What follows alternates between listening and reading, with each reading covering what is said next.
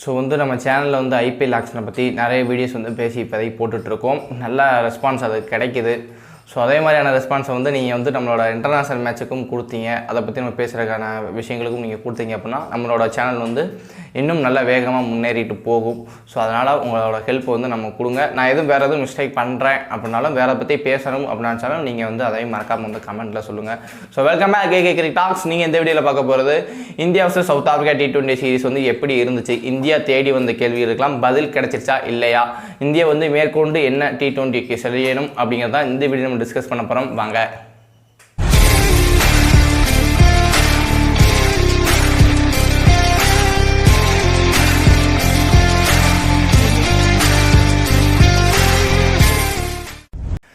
First 3 T20 சீரிஸ்க்கு ஒரு squad announce பண்ணாங்க. நம்ம அந்த ஸ்குவாட் அனௌன்ஸ் நல்லா அனலைஸ் பண்ணி தான் வந்தோம்.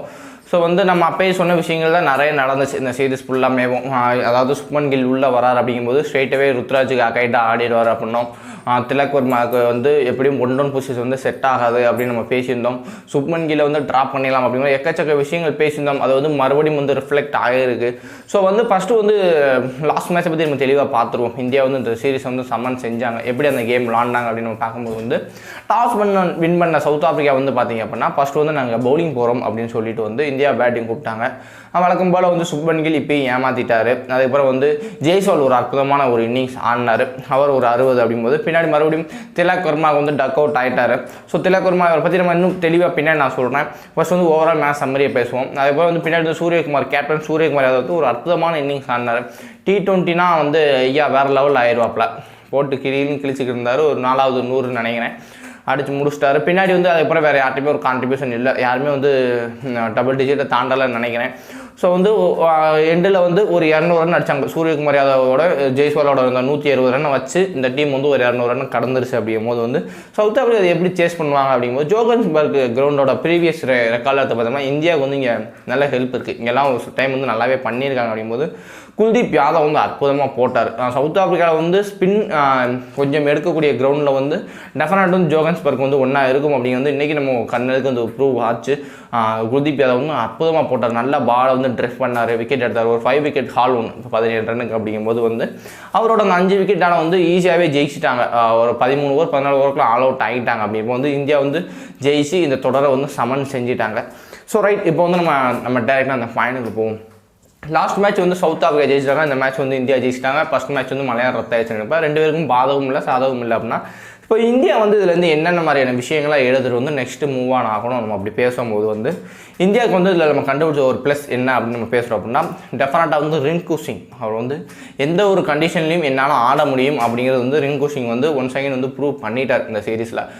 அதாவது செகண்ட் கேம்லேயே பார்த்தீங்கன்னா 7 விக்கெட் போனதுக்கப்புறம் அவர் நின்று அந்த மெச்சூராக ஆடி கொடுத்த விதம் அற்புதமாக இருந்துச்சு. என்னால் கடைசி ஓவரில் மட்டும் விளாட முடியும் கிடையாது, மிடில் ஓவர்ஸும் என்னால் ரொட்டேட் பண்ணிவிட்டு என்னால் எண்டில் அட்டாக்கிங் பண்ண முடியும் அப்படின்னு ரிங்கு சிங் ஒரு கான்ஃபிடென்ட் எடுத்து கொடுத்துட்டார். நான் தான் அந்த ஃபினிஷர் அப்படிங்கிற மாதிரி ஒரு அனௌன்ஸும் பண்ணிட்டார். அப்படிங்கும்போது அது பெஸ்ட் ஃபைண்ட் அவுட். இன்னொன்று எப்படின்னா செகண்ட் பாயிண்ட் நம்ம பேசும்போது சூரியகுமார் யாதவ் அதாவது அவரோட T20 ஃபார்ம் அப்படியே கண்டினியூ ஆகிட்டு இருக்கு, பீக்கில் போயிட்டுருக்காரு. ஓடிஐயில் அவர் எப்படி ஆடுறாரு அப்படிங்கிறத அவர் மைண்ட்லேயே எடுத்துக்கல. T20 எப்படி ஆடணும் நல்லாவே தெரிஞ்சிருக்கு. ஸோ நல்லா சூப்பராக ஆடினார். ஸோ அற்புதமான ஒரு தொடராக இருந்துச்சு சூரியகுமார் யாதவுக்கும். இதை தவிர்த்துட்டு நம்ம வேறு எதுவும் ப்ளஸ் அப்படின்னு நம்ம பேசும்போது ஜெய்ஸ்வால் ஒரு இன்னிங்ஸ் நல்லாவே ஆடினார். ஸோ ஃபஸ்ட்டு நடக்கலை. அதான் நான் ஒரு விஷயம் பேசியிருந்தேன். இந்த தொடரை வச்சு இந்தியா எந்த விதமான அவங்களோட கேள்விக்கு ஆன்சர் கண்டுபிடிக்க முடியாதுன்னு அதுக்கு இப்போ இது நிரூபணமும் ஆயிடுச்சு. ஏன்னா ஒரு மேட்ச் அடிக்கல, ஒரு மேட்ச் அடிச்சிருக்காங்க. அப்படிங்கும்போது அதை வச்சு நம்ம பெருசாக நம்மளால் எதுவும் கண்டுபிடிக்க முடியாது. ஸோ அது மேற்கொண்டு நம்ம பேசுவோம். இப்போ இந்தியா இப்போ வேறு என்னெல்லாம் பண்ணணும், மேற்கொண்டு போகிறதுக்கு இந்தியா என்னெல்லாம் பண்ணணும் அப்படின்னு நம்ம பேசும்போது டெஃபினட்டாக அவங்களோட ஓப்பனர் அண்டு 1 டவுன் பிளேயர் யார் அப்படின்னு கண்டுபிடிக்கணும். இந்த தொடருக்கு வரதுக்கு முன்னாடி என்ன மாதிரி நம்ம நியூஸ் பார்த்தோம் அப்படின்னா இஷான் கிஷான் தான் விராட் கோலியை ரீப்ளேஸ் பண்ணிவிட்டு நம்பர் 3ல் ஆட போகிறார் அப்படிங்கிற மாதிரி நியூஸ் வந்துச்சு. பட் இந்த சீரீஸில் 2 மேட்ச்லேயும் இஷான் கிஷான் விளாடலை. திலக் வர்மா அவரோட ரெக்கார்டு ஐபிஎல்லையும் சரி இந்த T20லையும் சரி நம்பர் 4 நம்பர் 5 பெட்டராக இருக்குது. அப்படிங்கும்போது ஏன் அவர் மறுபடியும் 1 டவுன் புஷ் பண்ணுறாங்கன்னு தெரியல. ஆல்ரெடி வந்து வெஸ்ட் இண்டீஸ் சீரிஸில் வந்து அவர் ஃபெயிலியர் ஆயிருந்திருக்காரு அதே பொசிஷன் அப்படிங்கும்போது மறுபடியும் ஏன் வராங்க தள்ளுறாங்க அப்படிங்கிற ஒரு கொஸ்டின் நமக்கு வந்து வருது. அதுக்கப்புறம் வந்து ஆஸ்திரேலியா சீரிஸிலும் அவங்க வந்து ஃபெயில் ஆயிருந்தார் அப்படிங்கும்போது வந்து டெஃபினட்டாக வந்து திலக் வர்மாவோட பேட்டிங் பொசிஷனை அவங்க மாற்றி ஆகணும். ஸோ அதை பற்றி இவங்க யோசிக்கணும், அது இருக்குது. ரெண்டாவது வந்து அந்த ஓப்பனர் யார் அப்படின்னு கண்டுபிடிக்கணும். ஏன்னா என்னை பொறுத்த வரைக்கும் வந்து ஜெய்ஸ்வால் வந்து ஒரு மாதிரி செல்ட் அவுட் பண்ணிட்டார். ஏன்னா அந்த லெஃப்ட் ஹேண்டர் கோட்டாவில் வந்து ஆல்மோஸ்ட் டிக் அடிச்சிருவாரு. அதுவும் இல்லாமல் அவரோட ஸ்ட்ரைக் ரேட் வந்து அற்புதமாக இருக்குது. ஸோ அது அந்த விதத்தில் வந்து அவர் டிக் அடிச்சுட்டு போயிடுவார் அப்படின்னா ஜெய்ஸ்வால் கூட ஆட போகிற பேட்ஸ்மேன்ஸ் யார் இப்போ? ஸோ ரோஹித் சர்மா வந்து திரும்ப உள்ளே வரணுமா, இல்லை ருத்ராஜ் கேக்வாடே ஆடணுமா, இல்லை சுப்மன் கில் ஆடணுமா அப்படிங்கிறப்ப ஒரு கொஸ்டின் தான் இருக்குது. ஏன்னா என்னையை பொறுத்த வரைக்கும் சுப்மன் கில்லை வந்து நான் கன்சிடர் பண்ண மாட்டேன். ஐபிஎல் வந்து ஒரு நல்ல இன்னிங்ஸ் இருந்துச்சு, ஃப்ளாட் ட்ராக்ல மட்டும் அவர் ஸ்ட்ரைக் ரேட் ஈஸியாக இருக்கும். மற்றபடி வந்து அந்த இன்னிங்ஸை ஸ்டேபிள் பண்ணி கொண்டு போகணும் அப்படிங்கிற ஒரு இது அவருக்கு தெளிவாக இல்லை. அடித்து ஆடணுமா இல்லை வந்து நம்ம விக்கெட் ஸ்டேட்மெண்ட் ஆடணுமான்னு இல்லை. ஸோ அந்த T20 வந்து அவரோட புவர் ஃபார்ம் கண்டினியூ ஆகிருக்கு. ஐ திங்க் நியூசிலாந்தோட ஒரு செஞ்சுரி, வெஸ்ட் இண்டீஸ்குள்ள ஒரு 50 தவிர்த்துட்டு இந்த வருஷம் ஒன்றுமே அவர் பண்ணலை T20s.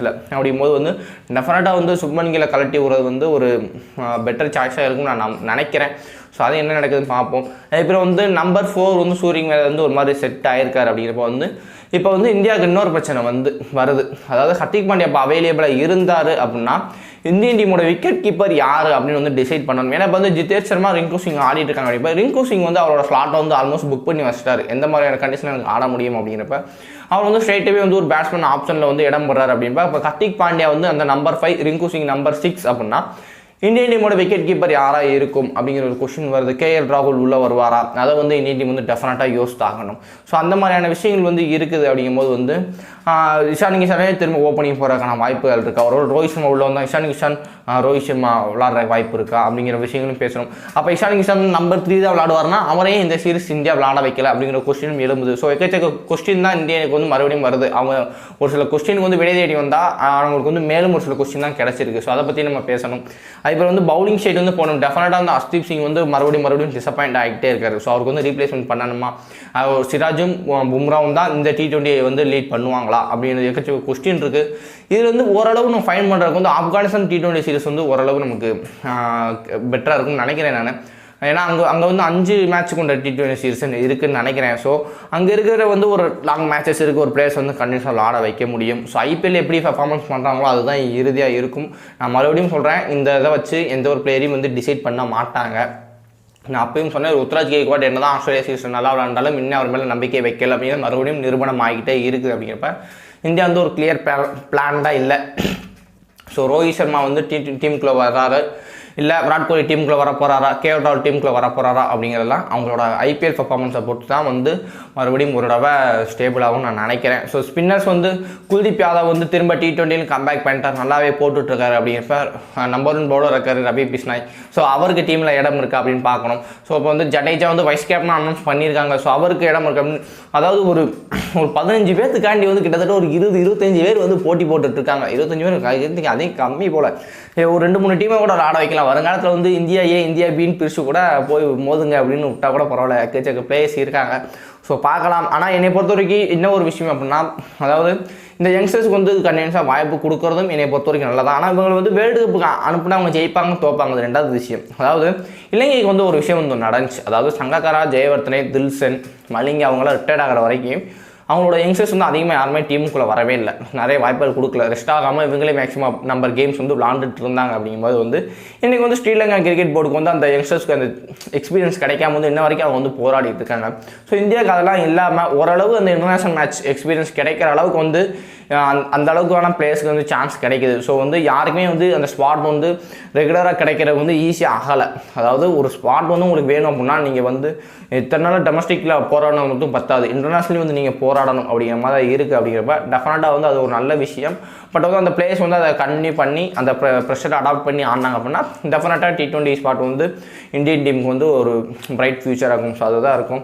ஸோ எக்கச்சக்க கேள்விகளுக்கு விடையோடு தான் இந்த சவுத் ஆஃப்ரிக்காவில் இந்த T20 சைடு வந்து கிளம்புது. ஸோ நெக்ஸ்ட்டு வந்து இந்தியன் டீம் வந்து சவுத் ஆஃப்ரிக்கா ODIs வந்து ரெடி ஆகிட்டு இருக்காங்க.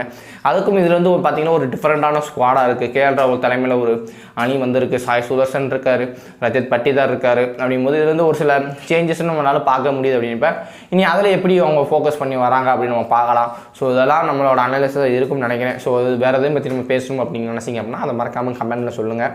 ஸோ இதோட நம்ம அனலைஸ் வீடியோ முடியுது. இந்த வீடியோக்கு நீங்கள் லைக் பண்ணுங்கள், உங்கள் ஃப்ரெண்ட்ஸ் இந்த வீடியோ வந்து மறக்காமல் ஷேர் பண்ணுங்கள். புதுசாக அந்த வியூவர்ஸ் நம்ம சேனலை சப்ஸ்கிரைப் பண்ணிட்டு பாருங்கள். இதே மாதிரியான வீடியோஸ் உங்களுக்கு தேடி வந்துகிட்டே இருக்கும். தேங்க்யூ.